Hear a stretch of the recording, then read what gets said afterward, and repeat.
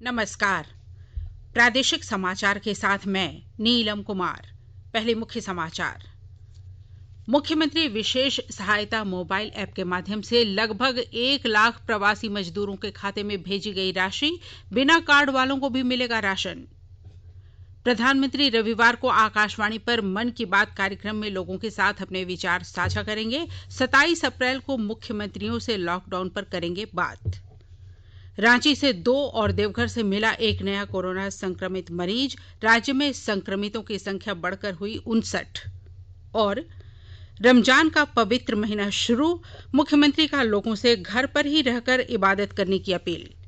अब समाचार विस्तार से। मुख्यमंत्री हेमंत सोरेन ने कल मुख्यमंत्री विशेष सहायता मोबाइल ऐप के माध्यम से पहले चरण में 1,11,568 प्रवासी मजदूरों के खाते में डीबीटी के जरिए 1,000 रुपए की राशि हस्तांतरित की। मुख्यमंत्री ने कहा कि लॉकडाउन की वजह से दूसरे राज्यों में फंसे झारखंड के मजदूरों की राज्य सरकार को चिंता है। उनकी समस्याओं का निदान सरकार की प्राथमिकता है। उन्होंने कहा कि लगभग 2,47,000 मजदूरों के मुख्यमंत्री विशेष सहायता मोबाइल ऐप पर निबंधन कराया गया है। इनमें से लगभग 2,10,000 आवेदनों को जिला स्तर पर सत्यापित कर लिया गया है। वहीं जो प्रवासी मजदूर अब तक निबंधन नहीं करा पाए हैं, वे 29 अप्रैल तक आवेदन कर सकते हैं। उन्होंने यह भी कहा कि जिनका राशन कार्ड नहीं है, उन्हें भी अनाज मिलेगा। वे अपने नजदीकी राशन डीलर से राशन ले सकेंगे। श्री सोरेन ने कहा कि मुख्यमंत्री दीदी किचन, दाल भात केंद्र और थानों में सामुदायिक किचन के माध्यम से जरूरतमंदों को भोजन कराया जा रहा है। कई जनप्रतिनिधियों और मीडिया के माध्यम से इसमें गड़बड़ियों की शिकायतें मिली हैं। सरकार इन शिकायतों को दूर करने की कार्रवाई कर रही है। स्वास्थ्य और परिवार कल्याण मंत्रालय ने लोगों को सलाह दी है कि वे नोवल कोरोना वायरस से अपने को सुरक्षित रखने के लिए सभी बुनियादी एहतियाती उपायों का पालन करें और सामाजिक दूरी बनाए रखें। एक रिपोर्ट। सरकार ने कहा है कि आवश्यक वस्तुओं की पर्याप्त आपूर्ति जारी है और लोगों को चिंता करने की कोई जरूरत नहीं है। लोगों को सलाह दी जाती है कि वे आवश्यक वस्तुओं और चिकित्सा सामानों की खरीदारी करते समय धैर्य रखें और शांत रहें। आवश्यक वस्तुओं को खरीदने के लिए बार बार बाहर निकलने से बचें। साथ ही लोगों से हाथ मिलाने और गले लगने से भी बचना चाहिए। बाजार, मेडिकल स्टोर और अस्पतालों में लोग कम से कम 1 मीटर की दूरी बनाए रखें। घर पर गैर जरूरी सामाजिक समारोह से बचा जाना चाहिए और घर पर मेहमानों को नहीं बुलाना चाहिए। लोगों को अपनी आंख, नाक और मुंह छूने से बचना चाहिए और लगातार हाथ साफ करते रहना चाहिए। हाथ को दोनों तरफ से कम 20 सेकंड तक रगड़कर धोना चाहिए। यदि कोई व्यक्ति खांसी या बुखार से पीड़ित है तो वह दूसरों के संपर्क में आने से बचे और डॉक्टर से तुरंत परामर्श ले। स्वास्थ्य मंत्रालय ने कोरोना वायरस के बारे में जानकारी के लिए एक टोल फ्री नंबर 1075 जारी किया है। इधर राज्य सरकार की ओर से भी कई दिशा निर्देश जारी किए गए हैं। इस सिलसिले में सरकार ने हेल्पलाइन नंबर 181 जारी किया है। सरकार ने कहा है कि कोरोना वायरस से संदिग्ध तौर पर संक्रमित कोई व्यक्ति पाया जाता है तो इसकी सूचना 0651 जो रांची का कोड है और टेलीफोन नंबर 2261-000 तथा 2261-002 के अलावा फैक्स नंबर 2261-856 और मोबाइल नंबर 9955837428 पर दी जा सकती है। आकाशवाणी रांची भी आपसे अपील करता है कि कोविड-19 के संक्रमण से बचने और अन्य लोगों को सुरक्षित रखने के लिए कृपया घर पर ही रहें और सरकारी दिशा निर्देशों का पालन करें। प्रधानमंत्री नरेंद्र मोदी रविवार को आकाशवाणी पर मन की बात कार्यक्रम में देश विदेश के लोगों के साथ अपने विचार साझा करेंगे। यह कार्यक्रम आकाशवाणी और दूरदर्शन के समूचे नेटवर्क पर प्रसारित किया जाएगा। यह कार्यक्रम आकाशवाणी समाचार की वेबसाइट www.newsonair.com तथा news on AIR mobile app पर भी उपलब्ध होगा। हिंदी में प्रसारण के तुरंत बाद आकाशवाणी इसे क्षेत्रीय भाषाओं में भी प्रसारित करेगा। रात को 8 बजे से क्षेत्रीय भाषाओं में इसे दोबारा सुना जा सकता है। इधर 27 अप्रैल को प्रधानमंत्री सभी राज्यों के मुख्यमंत्रियों के साथ वीडियो कॉन्फ्रेंसिंग के जरिए बातचीत करेंगे। इस दौरान कोरोना महामारी से बचाव के लिए किए जा रहे उपायों तथा लॉकडाउन में दी गई छूट के पड़ रहे असरों पर भी चर्चा होगी। केंद्र सरकार ने राज्यों से यह सुनिश्चित करने को कहा है कि कोरोना महामारी के बावजूद तपेदिक की पहचान और उसके इलाज का काम अनवरत जारी रहे। स्वास्थ्य मंत्रालय ने कहा है कि राष्ट्रीय तपेदिक उन्मूलन कार्यक्रम के अंतर्गत सभी सुविधाओं की उपलब्धता सुनिश्चित की जानी चाहिए। मंत्रालय ने कहा है कि अगर तपेदिक के रोगी स्वास्थ्य केंद्र न पाने में असमर्थ हों तो उन्हें घर पर ही दवाएं उपलब्ध कराने की व्यवस्था की जानी चाहिए। मंत्रालय ने यह सुनिश्चित करने का निर्देश भी दिया है कि स्वास्थ्य केंद्रों में हर टीबी रोगी को दवा अनिवार्य रूप से मिले, चाहे उसके पास पहचान पत्र हो या ना हो। जनजातीय मामलों के केंद्रीय मंत्री अर्जुन मुंडा ने कहा है कि सरकार चरणबद्ध तरीके से लॉकडाउन में छूट देगी। लॉकडाउन की प्रक्रिया लंबी चलेगी और हर पक्ष का आकलन करने के बाद ही इसे समाप्त करने की दिशा में कदम उठाया जाएगा। केंद्रीय मंत्री कल नई दिल्ली में वीडियो कॉन्फ्रेंसिंग के माध्यम से अपने संसदीय क्षेत्र के विधायकों, पूर्व विधायकों, पार्टी के जिला अध्यक्ष और सांसद प्रतिनिधियों से कोरोना संकट और लॉकडाउन को लेकर बातचीत कर रहे थे। उन्होंने गरीबों और जरूरतमंदों को भोजन उपलब्ध कराए जाने की भी जानकारी ली। उन्होंने जनप्रतिनिधियों से कहा कि कोरोना से निपटने के लिए प्रधानमंत्री नरेंद्र मोदी ने जो दिशा निर्देश दिए हैं उसका लोगों से पालन कराने के लिए वे पहल करें। पाकुड़ जिले में सोशल डिस्टेंसिंग का कड़ाई से अनुपालन किया जा रहा है। वहीं जरूरतमंदों को अनाज और भोजन उपलब्ध कराने की भी समुचित व्यवस्था की गई है।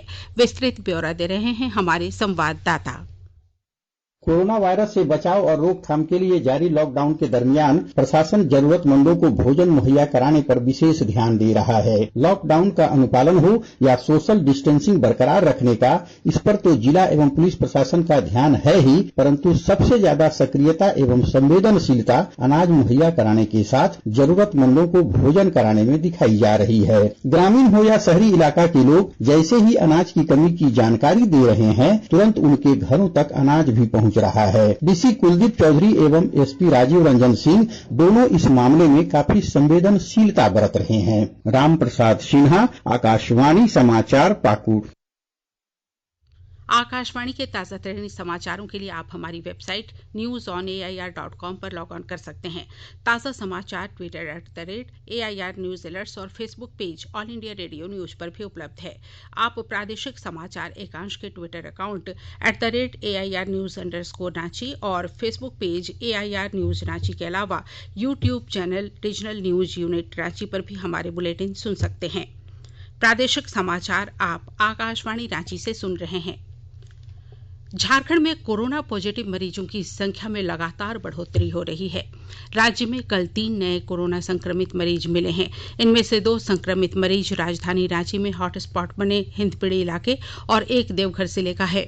स्वास्थ्य विभाग के प्रधान सचिव डॉक्टर नितिन मदन कुलकर्णी ने इसकी पुष्टि करते हुए कहा कि कोरोना संक्रमितों की संख्या अब बढ़कर 59 हो चुकी है। इस तरह रांची से सबसे ज्यादा 37 कोरोना पॉजिटिव मामले सामने आ चुके हैं। इसके अलावा बोकारो से 10, हजारीबाग से 3, देवघर से 2, धनबाद से 2, सिमडेगा से 2 और गिरिडीह, कोडरमा तथा गढ़वा से एक व्यक्ति के कोरोना संक्रमित होने की पुष्टि हो चुकी है। इन संक्रमित मरीजों में 3 की मौत हो चुकी है। गौरतलब है कि राजधानी रांची के राजेंद्र आयुर्विज्ञान संस्थान रिम्स तथा इटकी आरोग्यशाला, जमशेदपुर के MGM अस्पताल और धनबाद के PMCH में कोरोना के सैंपलों की जांच हो रही है। कल 619 सैंपलों की जांच की गई।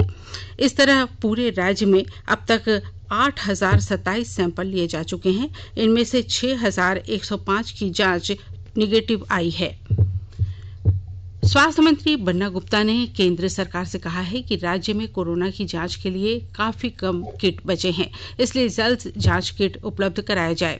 केंद्रीय स्वास्थ्य मंत्री हर्षवर्धन द्वारा कल विभिन्न राज्यों के स्वास्थ्य मंत्रियों के साथ हुई वीडियो कॉन्फ्रेंस के दौरान श्री गुप्ता ने कोरोना महामारी से निपटने के लिए राज्य की जरूरतें बताई। उन्होंने पर्याप्त मात्रा में N95 mask, sanitizer, PPE kit, thermal gun और वेंटिलेटर उपलब्ध कराने का आग्रह किया। केंद्रीय स्वास्थ्य मंत्री ने कहा कि कोरोना संक्रमण से बचाव, रोकथाम और इलाज को लेकर झारखंड की जो जरूरतें होंगी उसे उपलब्ध कराया जाएगा। झारखंड उच्च न्यायालय ने लोगों को मास्क और हैंड सैनिटाइजर नहीं उपलब्ध कराए जाने पर राज्य सरकार से रिपोर्ट मांगी है। मुख्य न्यायाधीश डॉक्टर रवि रंजन और न्यायाधीश सुजीत नारायण प्रसाद की अदालत ने कल अधिक दर पर मास्क और सैनिटाइजर की बिक्री किए जाने को लेकर दायर याचिका पर सुनवाई करते हुए सरकार से इसके स्टॉक की भी जानकारी मांगी है। अदालत ने मास्क और सैनिटाइजर की कालाबाजारी को रोकने के लिए की जा रही कार्रवाई के बारे में भी सरकार से पूछा। इधर कोरोना वायरस के बढ़ रहे मामलों से निपटने की राज्य सरकार की तैयारी और राजधानी रांची के हिंदपीढ़ी समेत कई इलाकों में लॉकडाउन का बार हो रहे उल्लंघन को लेकर दर्ज अलग अलग जनहित याचिका पर आज वीडियो कॉन्फ्रेंस के माध्यम से सुनवाई होगी। केंद्रीय माध्यमिक शिक्षा बोर्ड सीबीएसई ने दीक्षा पोर्टल ऐप पर विद्यादान योजना लॉन्च किया है। इस योजना के तहत शिक्षकों को ई कंटेंट तैयार करने को कहा गया है। इसे देश भर के विद्यार्थियों को उपलब्ध कराया जाएगा। विद्यार्थियों की शैक्षणिक योग्यता बढ़ाना और शिक्षक किस तरह रोचक तरीके से पढ़ा सकते हैं, इससे अवगत कराना मकसद है। इस पोर्टल पर अब तक 6000 से ज्यादा लेख अपलोड किए जा चुके हैं। यह हिंदी और अंग्रेजी दोनों भाषाओं में है। शिक्षक और विद्यार्थी दोनों इसका लाभ उठा सकते हैं। रामगढ़ जिले में लॉकडाउन के दौरान सरकार की विभिन्न योजनाओं का लाभ मिलने से लोगों को काफी राहत मिल रही है। विस्तृत ब्यौरा दे रहे हैं हमारे संवाददाता। लॉकडाउन के दौरान रामगढ़ जिले के बुद्ध बाजार दोतल्ला पंचायत में रहने वाले आम लोगों को प्रधानमंत्री की विभिन्न योजनाएं इस वक्त राहत पहुंचा रही हैं। खाद्य सुरक्षा योजना के तहत जन वितरण प्रणाली की दुकानों से ग्रामीणों को 3-3 महीने का राशन उपलब्ध करा दिया गया है। प्रधानमंत्री जनधन योजना के तहत लाभुकों के खाते में 500 रुपए उपलब्ध करा दिया गया है ताकि वे अपनी छोटी मोटी जरूरतों को पूरी कर सकें। प्रधानमंत्री उज्ज्वला योजना के तहत महिलाओं के खाते में गैस सिलेंडर की रकम उपलब्ध करा दी गई है और घर घर जाकर रसोई गैस सिलेंडर का वितरण भी हो रहा है ताकि लॉकडाउन का पूर्णतः पालन हो सके। खेती बाड़ी के लिए प्रधानमंत्री किसान सम्मान योजना के तहत अधिकांशतः किसानों के खाते में 2000 रुपए भेजा जा चुका है ताकि किसान लॉकडाउन का पालन करते हुए अपने को सुरक्षित रख सकें। के तिवारी, आकाशवाणी समाचार, रामगढ़। चांद दिखने के साथ ही रमजान का पाक महीना शुरू हो गया है। दिल्ली की जामा मस्जिद के शाही इमाम सैयद अहमद बुखारी ने कल शाम इसकी घोषणा की। इसके साथ ही देश भर के मुसलमानों का महीने भर चलने वाला रोजा आज से शुरू हो जाएगा। इधर मुख्यमंत्री हेमंत सोरेन ने राज्यवासियों को रमजान की मुबारकबाद दी है। उन्होंने कोरोना संक्रमण को देखते हुए मुस्लिम धर्मावलंबियों से अपने घरों में ही नमाज अदा करने की अपील की है। वहीं वित्त मंत्री रामेश्वर उरांव और ग्रामीण विकास मंत्री आलमगीर आलम ने भी रमजान की शुभकामनाएं देते हुए लोगों से समूह में नमाज नहीं पढ़ने का आग्रह किया है ताकि सोशल डिस्टेंसिंग और सरकार द्वारा दिए गए दिशा निर्देश का पालन किया जा सके। गोड्डा जिले के ठाकुरगंगटी थाना क्षेत्र में कल हुई पत्थरबाजी को लेकर 5 आरोपियों को पुलिस ने गिरफ्तार कर लिया है। फिलहाल इलाके में स्थिति पूरी तरह नियंत्रण में है।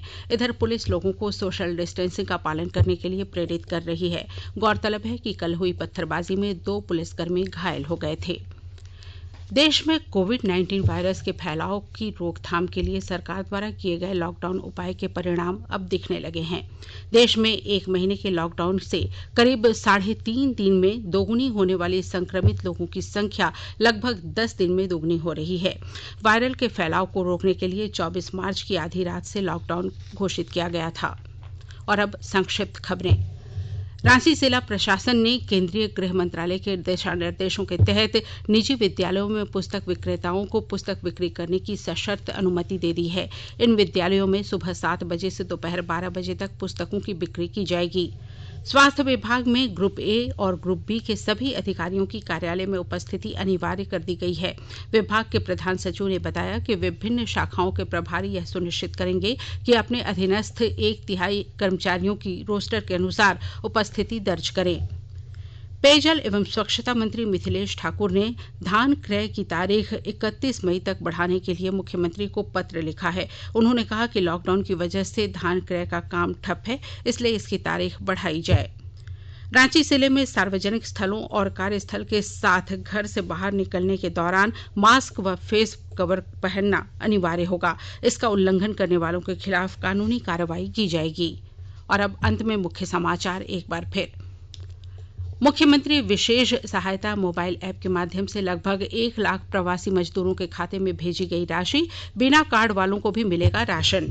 प्रधानमंत्री रविवार को आकाशवाणी पर मन की बात कार्यक्रम में लोगों के साथ अपने विचार साझा करेंगे। 27 अप्रैल को मुख्यमंत्रियों से लॉकडाउन पर करेंगे बात। रांची से 2 और देवघर से मिला एक नया कोरोना संक्रमित मरीज। राज्य में संक्रमितों की संख्या बढ़कर हुई 59।